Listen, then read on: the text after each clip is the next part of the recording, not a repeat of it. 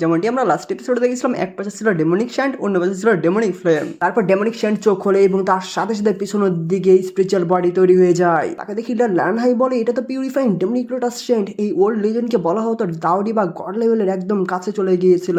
এদিকে old bomb বলে, কিন্তু জিয়ান কিভাবে পিউরিফাইং ডেমনিক লোটাস শ্যান্ডকে এখানে নিয়ে আসতে পারলো?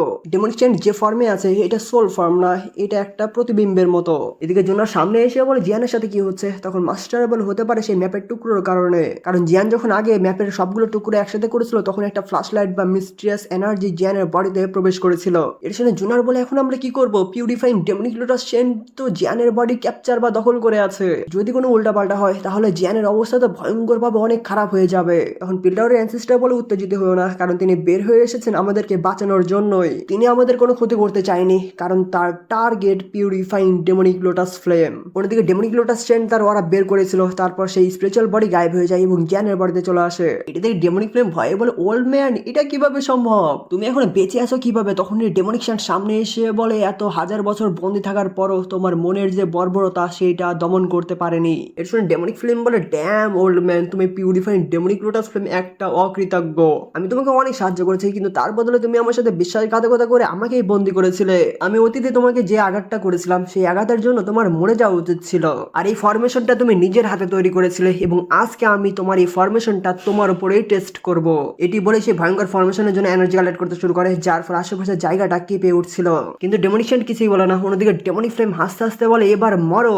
এটি বলে আরো এনার্জি কালেক্ট করে হ্যান্ডস এন্ড চেঞ্জ করে বলে রিফাইন। তারপরে সেই ভয়ঙ্কর ফরমেশন থেকে ধারালো এনার্জি টর্নেডোর মতো বের হয়, যেটা ডেমনিক শ্যান্ডের দিকে যাচ্ছিল। তারপর আরেকটা বের হয় এবং দুইটা ধারালো এনার্জি টর্নেডো ডেমনিক শ্যান্ডের দিকেই যাচ্ছিল। এটি শুনে ডেমনিক শ্যান্ড বলে, অবশ্যই, সাথে এক আঙুল তুলে ধরে, যার ফলে দুই দিক থেকে যে ধারালো এনার্জি টর্নেডো আসছিল সেই দুইটা সেখানে ফ্রিজ হয়ে যায়। এটি দেখে ডেমনিক ফ্লেম চমকে ওঠে। তখন ডেমনিক শ্যান্ড বলে, তুমি যে বেপরোয়া হয়ে উঠেছিলে তার জন্য তো আমার কিছু দায়িত্ব ছিল, তাই না? তোমাকে যদি অবাধে ছেড়ে দিতাম তাহলে এই পৃথিবী বিপর্যয়ের মুখে পড়তো।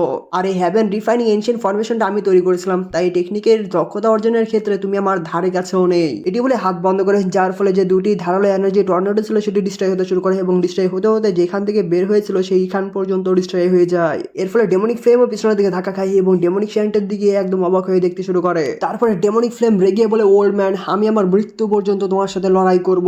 এটি বলেই তার হ্যাভেলি ফ্লেম রিলিজ করে এবং সেই এনার্জি উপরের দিকে উঠে ভয়ঙ্কর একটা ফরমেশন তৈরি করে ফেলে। তারপরে সেইখান থেকে বের হয়ে আসে পিউরিফাইং ডেমনিক লোটাস ফ্লেম। এদিকে ডেমনিক ফ্লেম বলে, ডেমনিক ফ্লেম অল ডিস্ট্রাকশন, এবং তার মধ্যে থেকে এনার্জি বের করে এবং সেই এনার্জি যেদিকেই যাচ্ছিল সেখানে সামনে থাকা পাহাড় পর্বতকে ডিস্ট্রয় করে দিচ্ছিল। তারপর আমরা দেখতে পাই ডেমনিক ফ্লেমের অরিজিনাল বডি আরো পাওয়ারফুল হয়ে গিয়েছিল এবং সেইটা তখন ডেমনিক শ্যান্ডের সামনেই চলে আসে। এমনকি আশেপাশে যত ফাইটার এমনকি ইল্ডার ছিল তাদের প্রত্যেকের উপর প্রেসার অ্যাটাক পড়ে। এটি থেকে ডেমনিক শ্যান্ড তার এনার্জিতে স্পেসে মারে, যার ফলে স্পেস ব্রেক করে সেখানে পোর্টাল ওপেন করে ফেলে এবং বলে, এখান থেকে যত তাড়াতাড়ি সম্ভব চলে যাও, কারণ একবার যদি purifying demonic lotus flame blast হয়ে যায় তাহলে তোমাদের এখানকার কেউই সার্ভাইভ করতে পারবে না। এর শুনে সোলোলের লিডার বলে, সবাই চলো, এবং সেই পোর্টালের দিকে যেতে শুরু করে। সাথে সাথে বাকি সকল ক্ল্যানের ইল্ডাররাও সেই দিকেই যেতে শুরু করে। এদিকে ইল্ডার নানাই বলে, প্রিন্সেস, আমাদেরকে এখান থেকে চলে যাওয়া উচিত। তখন জোনার বলে, জ্যানের বডিকে এখনো ডেমনিক শ্যান্ড কন্ট্রোল করে আছে, আমরা যদি জ্যানকে এরকম ভাবে রেখে যাই, না, আমি কোনোভাবে জ্যানকে এইভাবে রেখে যেতে পারি না। কিন্তু ইল্ডার নানাই জোনারের হাত ধরে নিয়ে যেতে যেতে বলে, বেশি ভাববেন না, এখন আমাদেরকে যেতে হবে। অন্যদিকে পিল্ডার অ্যানসেস্টর বলে, এখানে থেকে আমরা কোনো কিছু সাহায্য করতে পারবো না, যেহেতু ডেমনিক শ্যান্ড জ্যানের বডি কন্ট্রোল করে আছে, তাই অবশ্যই জ্যানকে কোনো ক্ষতিই করবে না,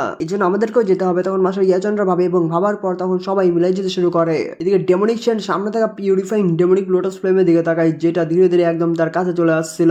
অন্যদিকে ইল্ডার জোনারকে পোর্টালে বাইরে নিয়ে আসে এবং জোনার তখন সেই পোর্টালের দিকে দেখতে শুরু করে, যার মধ্যেই ছিল জিয়ান। সেখানে আমরা দেখতে পাই জিয়ান বা ডেমনিক শ্যান্ডের দিকে পিউরিফাইং ডেমনিক লোটাস ফ্লেম আসলে। এর দিকে জোনার ভয় পেয়ে সেখানে হাত ছাড়িয়ে দেয়। এর দিকে ইল্ডার নানা বলে, আমার প্রিন্সেস, আপনি কি করছেন? তখন জোনার বলে, আমি জিয়ানের পাশে থাকবো এবং সেখানে যাবো। এটি শুনে ইল্ডার নানা বলে, আমাদের প্রিন্সেস, প্লিজ আপনি জেদ করবেন না, সেখানে ফিরে যাওয়া মানে নিজের মৃত্যুকে নিজেই ডেকে আনা। আর আমাদের প্রিন্স, আপনি জানেন সবার চেয়ে আপনি কতটা মূল্যবান আমাদের গুকলাইনের কাছে। তখন জোনার বলে, চুপ এখন। এটি শুনে ইল্ডার নানাও ভয় পেয়ে যায়। এদিকে জোনার আরো বলে, এত বছর কোনো প্রশ্ন ছাড়াই আমি ক্ল্যানের সব নিয়ম মেনে চলেছি। যে সময় জিয়ানের সবচেয়ে বেশি প্রয়োজন ছিল সেই সময় আমি তার পাশে থাকতে পারিনি, কিন্তু জিয়ান এখন বিপদের মধ্যে, তা আমার চোখের সামনে, আর আপনি এখনো বলছেন সেই ক্ল্যানের নিয়ম ফলো করতে? অসম্ভব। এটি বলে জোনার যেতে শুরু করে। তখন ইল্ডার নানাই বলে, প্রিন্সেস। তখন জোনার বলে, আপনি যখন ক্ল্যানে ফিরে যাবেন তখন আমার ফাদারকে বলে দিন জাস্ট একবার জোনার শুধু তার জেদ পূরণ করবে। এটি বলে পোর্টালের মধ্যে চলে আসে। তখন আমরা পোর্টালের মধ্যে ডেমনিক শ্যান্ডকে দেখতে পাই, যে পিউরিফাইং ডেমনিক লোটাস ফ্লেমকে দেখে বলে, তোমার সাথে যেদিন প্রথম দেখা হয়েছিল তখন তুমি নবজাতকের মতো একদম পিওর ছিলে। তারপর আমি তোমাকে বুদ্ধি দিয়েছিলাম, যার ফলে তুমি মানুষের মতো মতো চিন্তা করতে পারতে, কিন্তু তুমি যে পথ অনুসরণ করেছিলে সেইটা ছিল একদম বিপরীত যেটা আমি চেয়েছিলাম সেইটার থেকে। তখন ডেমনিক ফ্লেম বলে আমি যেভাবে বেড়ে উঠেছি সেটা আমার ব্যাপার, আর ওল্ড ম্যান তুমি অনেক বেশি নাক গলাচ্ছ। তখন ডেমনিক সেন্ট বলে আমি কখনো চাইনি তুমি নিজেকে ধ্বংস করার টেকনিকটা ইউজ করো। এটি বলে দীর্ঘশ্বাস ফেলে সাথে আরো বলে এমনটা হয়েছে শুধু আমার দোষের কারণেই, তাই এর সবকিছুর অবসান আমি নিজেই করাবো। এটি বলে হ্যান্ড সাইন চেঞ্জ করে, যার ফলে উপরে থাকা ফরমেশনের উপর এনার্জি কালেক্ট হয়ে সেই ফরমেশনের এনার্জি পরে ডেমনিক ফ্লেমের উপর। তখন ডেমনিক ফ্লেম বলে পিউরিফাইং ডেমনিক লোটাস সেন্ট তুমি সত্যি নির্দয়, আমি তোমার সাথে কখনোই পূরণ হতে দেবো না। এটি বলে ডেমনিক ফ্লেম তার ওই পেন দিয়ে এনার্জি শিল্ডের উপর অ্যাটাক করতে শুরু করে। এর ফলে সেখানে একটি এনার্জি ব্লাস্ট হয় এবং এই ব্লাস্টের ফলে নিচে থেকে ফ্লেম লাভার মধ্যে ব্লাস্ট হতে শুরু করে। তারপর ডেমনিক সেন্ট বলে যখন আমি জানতে পেরেছিলাম আমার কাছে আর বেশি সময় নেই তখন আমি তোমার মেমোরি বা স্মৃতি মুছে ফেলতে চাইছিলাম, কিন্তু আমি সেই কাজটা করতে পারিনি, তাই আমি তোমাকে তখনই সিল করে দিয়েছিলাম এবং আমি আশা করেছিলাম তোমার মধ্যে যে হত্যা এবং বর্বরতার উদ্দেশ্য থাকে সেটা যেন ঠিক হয়ে যায়। কিন্তু এখন তোমাকে দেখে মনে হচ্ছে হাজার বছর সিলের মধ্যে বন্দি করে রাখার জন্য তোমার মধ্যে যে ঘৃণা আছে সেইটা আরো বেড়ে গিয়েছে। যদি এমনই হয়ে থাকে তাহলে হ্যাভেন রিফাইনিং এনশিয়েন্ট ফরমেশন, এটি বলে হ্যান্ড সাইন চেঞ্জ করে, যার ফলে উপর থেকে এনশিয়েন্ট ফরমেশনটি অ্যাক্টিভ হয়ে যায় এবং সেইখান থেকে আরো বেশি ওরা বেরোতে শুরু করে এবং সেই এনার্জি নিচে গিয়ে ডেমনিক ফ্লেমকে একদম চারদিক থেকে ঘিরে ফেলে, যার ফলে ডেমনিক ফ্লেমের প্রবলেম হচ্ছিল। তখন ডেমনিক ফ্লেম বলে বন্ধ করো হৃদয়হীন ওল্ড ম্যান, তাড়াতাড়ি বন্ধ করো।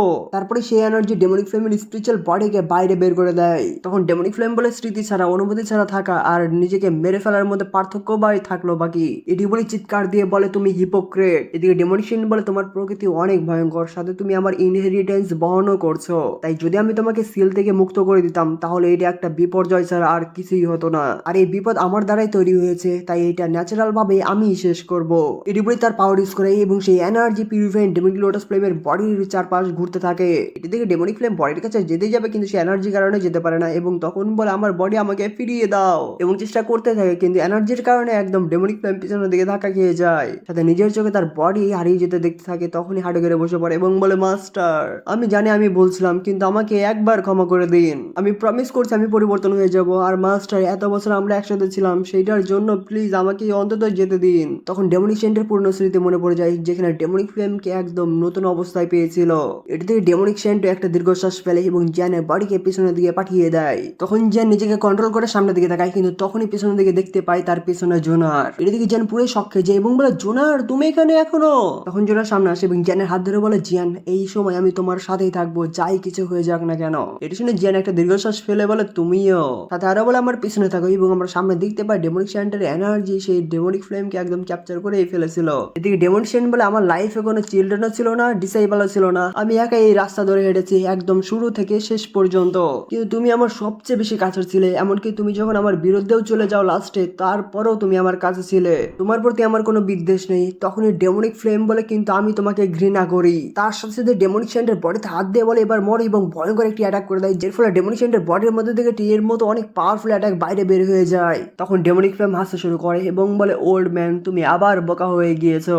এটা থেকে জিয়ানরা চমকে ওঠে। তখন ডেমনিক সেন্ট বলে এই জিনিসটা একদম সেই দিনের মতোই, কিন্তু লিটল ডেমন এবার তুমি আমার সাথে আসো। তারপর ডেমনিক ফ্লেমের মাথায় হাত দিয়ে বলে এবার চলো দুইজন একসাথে একদম হেভেন এবং আর্থের মধ্যে ডিসঅ্যাপিয়ার বা ভ্যানিশ হয়ে যায়। তখন আমরা দেখতে পাই যে অ্যাটাক করেছিল সেটা ভ্যানিশ হয়ে যাচ্ছিল এবং একটা লাইটিং ডেমনিক ফ্লেমের বডির উপর পড়ে, সাথে সাথে ডেমনিক সেন্টের বডিতেও এই লাইটিং এনার্জি কারণে ডেমনিক ফ্লেমের বডি ভ্যানিশ হতে শুরু করে এবং ভ্যানিশ হতে হতে ডেমনিক ফ্লেম ভ্যানিশ হয়ে যায়। তারপরে ডেমনিক সেন্টও সেইখান থেকে ভ্যানিশ হয়ে যায়। এর ফলে এনশিয়েন্ট ফরমেশনে ছড়িয়ে পড়তে শুরু করে এবং ছড়িয়ে পড়ার পর সেখানে ব্লাস্ট হয়ে যায়। এদিকে জিয়ান জোনারকে নিয়ে পালাতে শুরু করে এবং সেই ব্লাস্টের ওরা যেখান দিয়ে যাচ্ছিল সেইখানকার পাহাড়গুলোকে একদম শেষ করে দিচ্ছিল। তারপর আমরা দেখতে পাই ফ্লেম লাভার মতো লাইটিং হতে শুরু করে এবং লাইটিং হতে হতে সেখানে একটা ঝিলিক দিয়ে ওঠে। তার কিছুদিন পর সেই জায়গাটা শান্ত হয়ে যায়। এদিকে জিয়ানরা তখন পিছনের দিকে তাকায়। তখন জিয়ান গ্রিট করে বলে senior purifying demonic lotus scent আপনি ভালো থাকবেন। তখনই একটা এনার্জি কালেক্ট হয়ে সেইখান থেকে একটা লাইটিং উপর দিকে উঠতে শুরু করে। এদিকে জোনার বলে জিয়ান ওই দেখো। তখন জিয়ান এবং জোনার সেই এনার্জির দিকে যাচ্ছিল।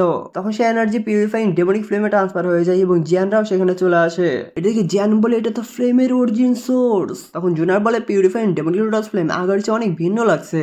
এটা শুনে জিয়ান বলে senior purifying demonic lotus scent demonic ফ্লেমের মেমোরি এবং অনুভূতি মুছে ফেলে দিয়েছে, সেগুলো সব চলে গিয়েছে। আর এখন যে পিউরিফাইং ডেমনিক লোটাস ফ্লেম কি দেখছো এটা একদম পিওর। তখন জোনার বলে এখন আমরা কি করব, কারণ যে স্পিরিচুয়াল পোর্টালটা ছিল সেইটাও তো বন্ধ হয়ে গিয়েছে, আর বর্তমানে আমাদের যে স্ট্রেন্থ সেই স্ট্রেন্থ এখানকার স্পেস ব্রেক করে আমরা বাইরে বের হতেও পারবো না। তখন জিয়ান বলে যেহেতু আমরা বাইরে বের হতে পারবো না তাহলে আমি এখানে পিউরিফাইং ডেমনিক লোটাস ফ্লেমকে রিফাইন করব। এটা শুনে জোনার অবাক হয়ে বলে তোমার নিজের মধ্যে কি বিশ্বাস আছে? তখন যে মুচকাশি দিয়ে বলে 50%-এর নিচে। এটা ছাড়া আমাদের কাছে আর উপায়ও নেই, কারণ যদি আমরা এই ফ্লেমের অরিজিন সোর্সকে আমাদের সাথে বাইরে নিয়ে যাই তখন বাইরের মানুষ না অনেক আগ্রহী পড়বে এবং সবাই এটার উপর লোভ করতে শুরু করবে। এমনকি তুমি এটার জন্য যদি গুকল্যান্ডের মধ্যে আশ্রয় নাও তারপরও এটা অনেক বড় বিপদের মধ্যেই পড়বে। কিন্তু এই স্পেসটা পিউরিফাইং ডেমনিক লোটাস ট্রেন নিজে তৈরি করেছে, তাই অলমোস্ট কেউই এখানে আর আসতে পারবে না। তাই জায়গাটা সবচেয়ে বেস্ট জায়গা ফ্লেমকে রিফাইন করার জন্য। এছাড়াও আমরা অনেক দিন এখানে আটকে আছি, এটার জন্য হয়তো অনেকেই মনে করবে আমাদের সাথে দুর্ভাগ্যজনক কিছু ঘটেছে। তাই এই ফ্লেম রিফাইন করার মাধ্যমে আমরা বিভিন্ন প্রবলেম থেকে নিজেদেরকে রক্ষা করতে পারবো। তারপর সিন চেঞ্জ হয়ে যায় এবং আমরা ডেমনিক রিয়েলেমের বাইরে দেখতে পাই, যেখানে ইল্ডার নানাই অনেক টেনশনে ছিল এবং বলছিল আমাদের প্রিন্সেস, আমাদের কাজ সব শেষ, আমরা আসলে আমাদের প্রিন্সেসকে রেখে এসেছি। আর আমরা যখন গুকল্যান্ডের মধ্যে ফিরে যাবো জানি না কি ধরনের বকা আমাদের জন্য ওয়েট করছে। তখন কিংয়াং বলে, ইল্ডার আপনি নিজের উপর দোষ দেন না, কারণ জুনার জিয়ানের সাথে থাকার জন্য জোর করেছিল। এমনকি আমরা যদি ঠিক সময় এটা বুঝতে পারতাম তারপর আমরা কোনো কিছু করতে পারতাম না। এটা শুনে ডেপুটি চিফ বলে, দেখে মনে হচ্ছে গুকল্যান্ড অনেক বড় লস করে ফেলেছে এই সময়। তখন ওলমো বলে, তারা দুজন শুধু ইয়াঙ্গার জেনারেশন, এটা নিয়ে এত উল্লসিত হওয়ার কিছুই নেই। এটা শুনে ডেপুটি চিফ চুপ হয়ে যায়। তখন ওলমো বলে, আমরা একদম পিউরিফাইং ডেমনিক লোটাস ছাড়া খালি হাতে ফিরে যাচ্ছি। আমি পরামর্শ দেবো হলমাস্টার মানে সোলোলের লিডার ভালোভাবে এটা ভেবে দেখবে যাতে করে ক্ল্যান লিডারকে কি জবাব দিবে। তখন সোলোলের লিডার ভাবতে শুরু করে এবং বলে, এর মধ্যে স্কাই ম্যাশন অ্যালায়েন্সকে বেশি সময় নিতে দেওয়া যাবে না। তারপরে পোর্টালের মধ্যে চলে যায় এবং তখনই আরেকটা পোর্টাল ওপেন হয়ে যায় এবং সেইখান থেকে জিয়া বের হয়ে আসে। তখন মাস্টার ইয়াচান বলে, জিয়া কোনো রকম কি খবর পেয়েছো? এর শুনে জিয়া বলে, কোনো খবরই পাইনি, কারণ এই এলাকার উপর পিউরিফাইং ডেমনিক লোটাস সেন্টের সিল রয়েছে, যার কারণে তাদের লোকেশন বা অবস্থান বোঝা যাচ্ছে না। কিন্তু গুকল্যান্ডের ইল্ডার আপনি চিন্তা করিয়েন না, সিস্টার জোনার জ্যানের সাথে আছে, তাই তাদের কোনো কিছুই হবে না। আর জোনারের যদি কিছু হতো তাহলে জ্যান তো পাগল হয়ে যেত, আর এদিকে ড্রাগন সিলও একদম শান্ত হয়ে থাকতো না। তখন ইলা নানা শান্ত হয়ে বলে, ঠিক আছে তাহলে আমি আপনাকে রিকোয়েস্ট করবো আপনি এটার উপর যেন নজর রাখেন। আর যেহেতু এমন ঘটনা ঘটে গিয়েছে তাই আমাকে তাড়াতাড়ি গুকল্যান্ডের মধ্যে ফিরে যেতে হবে এবং সেখানে সবকিছু বলতে হবে। তখন মাস্টার বলে, আপনি চিন্তা করবেন না, আমি আমাদের লোকদের সেই লোকেশন জানার জন্য পাঠিয়ে দেবো এবং যদি কোনো নিউজ পাই আমি সাথে সাথে গুকল্যান্ডের মধ্যে পাঠিয়ে দিব। তখন ইলা নানা গ্রেট করে বলে থ্যাংক ইউ এবং তারপরে চলে যায়। অন্যদিকে আমরা পিউরিফাইং ডেমনিক লোটাস ফ্লেমের দিকে একটা এনার্জি দেখতে পাই যেটা চারদিকে ঘুরে চারদিকে চারটি আইস পিলার তৈরি করে ফেলে। তখন জুনার বলে, জিয়ান তুমি কি তৈরি? তখন জিয়ান মাথা নাড়ে এবং বলে, এই ফরমেশনটা কোল্ড এয়ারে দিয়ে তৈরি, যার কারণে পিউরিফাইং ডেমনিক লোটাস ফ্লেমের যে টেম্পারেচার সেটা অনেক ডিগ্রি কমিয়ে রাখবে। এটি বলে জিয়ান যেতে শুরু করে কিন্তু থেমে যায় এবং বলে, জোনার আমি রিফাইন করা শুরু করছি। তখন জোনার হোম বলে, এদিকে জিয়ান হ্যান্ড সাইন চেঞ্জ করে এবং আমরা ডেমনিক ফ্লেমের মধ্যে দেখতে পাই যেখানে এনার্জি প্রবাহিত হচ্ছিল। তারপর ডেমনিক ফ্লেমের বাইরের সাইডটা ধীরে ধীরে ফ্রিজ হয়ে যায়। তখন জিয়ান একটা বোতল বের করে সেইটা ডেমনিক ফ্লেমের মধ্যে দিয়ে দেয়। তারপর সেই বোতলের এনার্জি ডেমনিক ফ্লেমের মধ্যে যায় এবং ডেমনিক ফ্লেমকে তখন সারপাস করতে শুরু করে। এটাকে জোনার বলে এটা কাজ করছে। তখন জিয়ান আরেকটা পিল বের করে ফেলে এবং সেটি ডেমনিক ফ্লেমের উপরে ছেড়ে দেয়, যার ফলে ডেমনিক ফ্লেম গলে তার কালার অন্যরকম হয়ে যায়। এদিকে জিয়ান চোখ খুলে ডেমনিক ফ্লেমের উপর চলে আসে এবং হ্যান্ড সাইন চেঞ্জ করে মেডিটেশন করতে শুরু করে দেয়। তখন আমরা দেখতে পাই জিয়ানের সামনে ছিল ডেমনিক ফ্লেমের অরিজিন সোর্স এবং তার প্রেশার অনেক ভয়ঙ্কর ছিল। এদিকে জিয়ানেরও ভয় পেয়ে যায়, কিন্তু তখনই জিয়ান চোখ খুলে ডেমনিক ফ্লেমের অরিজিন সোর্সকে ধরে ফেলে। তার সাথে সাথে জিয়ানের হাত এবং বডির কাপড় পুরো ছাই হয়ে যায় এবং জিয়ানের বডির মধ্যে ক্র্যাক পড়তে শুরু হয়ে গিয়েছিল। জিয়ানেরও ভয়ঙ্কর কষ্ট হচ্ছিল। তখন জুনার বলে, জিয়ান। অন্যদিকে জিয়ান কষ্ট পেতে পেতে আরো জোরে ধরে ফেলে এবং বলে, আমি এই দিনের জন্য অনেক কঠোর পরিশ্রম করেছি, তাই ছোট্টখাটো যন্ত্রণা আমাকে আটকাতে পারবে না। এটি বলে জিয়ান সেই ডেমনিক ফ্লেমের অরিজিন সোর্সকে খেয়ে ফেলে। তারপর জিয়ান বলে, ফ্লেম মান্ত্রা রিফাইন করো। এটি বলে এনার্জিকে রিফাইন করতে শুরু করে। তখন আমরা দেখতে পাই জিয়ানের ব্লাড লাইনের মধ্যেও ডেমনিক ফ্লেম ছড়িয়ে পড়তে শুরু করে এবং এর ফলে জিয়ানের ব্লাড লাইনও ক্র্যাক হয়ে যায়। এই আঘাতের কারণে জিয়ানের মুখ থেকে রক্ত বেরোতে শুরু করে। এদিকে জুনার অনেক মন খারাপ করে ফেলে, কিন্তু আমরা জিয়ানকে দেখতে পাই যে রিফাইন করতে করতে আবার মুখ থেকে রক্ত বের হয়ে যায় এবং অনেক আহত হয়ে পড়ে। সাথে জিয়ানের বডির মধ্যে ক্র্যাক পড়তে শুরু হয়ে যায়। এদিকে জুনারের হাত পা কাঁপছিল। অন্যদিকে আমরা জিয়ানের বডিতে দেখতে পাই যেখানে একদম ফুল বডি ক্র্যাক হয়ে গিয়েছিল। জিয়ান সহ্য করতে পারলো, তারপরে জিয়ান চিৎকার করে ওঠে। সাথে সাথে ভয়ঙ্কর ভাবে হ্যাভেল ফ্লেম জিয়ানের বডি থেকে বের হতে শুরু করে। এটি দেখে জুনার নিস্তব্ধ হয়ে যায় এবং বলে, যদি এমনই চলতে থাকে তাহলে জিয়ান একদম মারাই যাবে। অন্যদিকে জিয়ান ভয়ঙ্কর কষ্ট সহ্যই করতে পারছিল না, যার কারণে জিয়ান এক পর্যায়ে সেন্স হারাতে শুরু করে এবং নিজের হাল ছেড়ে দিতে যাবে। তখনই জুনার তার হাত ধরে ফেলে এবং নিজের এনার্জি দিয়ে জিয়ানকে হিল করতে শুরু করে। তখনই জিয়ান শান্তি বোধ করে এবং চোখ খুলে বলে, জুনার। তখন জুনার বলে, জিয়ান এই সময় জুনার তোমার সাহায্য করার জন্য আছে, আমরা একসাথে মিলে রিফাইন করব। এর শুনে জিয়ান একদম শান্তভাবে হুম বলে। তারপর জিয়ান এবং জুনার মিলে রিফাইন করতে থাকে। রিফাইন করতে করতে তারা পুরনো স্মৃতি দেখতে পায় যেখানে জুনাররা সময় কাটাতো, একসাথে মেডিটেশন করতো। এদিকে জিয়ান এবং জুনাররা রিফাইন করতে থাকে এবং করতে করতে আবার পুরনো স্মৃতি দেখতে থাকে, যেখানে আমরা দেখতে পাই জিয়ানের ছোটবেলার স্মৃতি। আবার জিয়ান জুনারের জন্য গিফট এনেছিল। এদিকে রিফাইন করতে করতে আবার অনেক সময় পার হয়ে যায়। এত সময় পার হয় যে অনেক ঋতুই পরিবর্তন হয় এবং অন্যদিকে আমরা দেখতে পাই জুনার এবং জিয়ানের এনার্জি একসাথে হয়ে যায়। তারপর আবার বর্ষা ঋতু চলে আসে এবং বর্ষা থেকে আবার অন্য ঋতু পার হয়ে যায়, মানে অনেক সময় পার হতে থাকে। অন্যদিকে রিফাইন করতে করতে ডেমনিক ফ্লেমও বন্ধ হতে শুরু করে এবং এর সাথে সাথে এখানে এপিসোডটি শেষ হয়ে যায়।